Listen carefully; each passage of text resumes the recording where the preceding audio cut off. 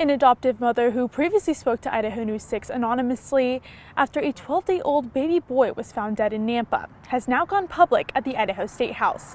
I'm your Canyon County neighborhood reporter Victoria Rodriguez, and I was there as she urged senators to pass Bill 1257, also known as Isaiah's Law, a bill she says could protect vulnerable children across Idaho.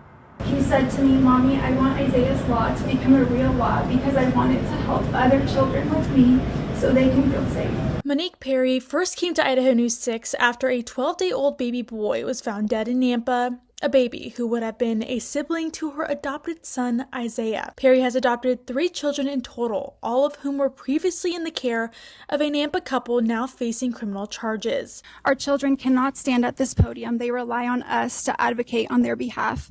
I promised Isaiah that his story would not be in vain. The law, inspired by her son Isaiah and sponsored by Democratic Representative Melissa Wintrow, would update Idaho's child protection statutes, strengthening safeguards for children during parental visitations when abuse has been substantiated, and clarifying when courts can terminate parental rights. I can say in Idaho it is possible for a child to scratch their legs until they bleed before a visit, vomit repeatedly from overwhelming crippling anxiety, or attempt to take their life by suicide, and still be required to go to visits. Opponents argued the bill may not fit every situation, emphasizing that laws must be carefully crafted to address all families, not just the most extreme cases. Hard cases deserve thoughtful resolution and thoughtful solutions, but statutes must be written for all cases, not only the most extreme. Many families shared personal stories highlighting the emotional toll children endure when abusive situations aren't addressed. I lived the panic before every visit,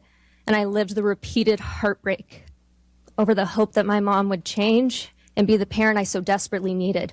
I needed to be protected. I needed stability, not manipulation from an abusive man who ultimately would never get his life together anyway. Nicole Algbert, who has fostered Isaiah in the past, says supporters hope the law would honor children like him and the many families navigating Idaho's child protection system. Isaiah's got just a beautiful big heart. He will help any child that's around him.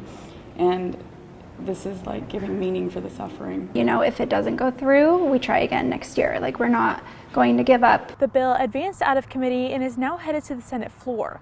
A hearing date has not yet been set. At the Idaho Statehouse, I'm neighborhood reporter Victoria Rodriguez for Idaho News 6.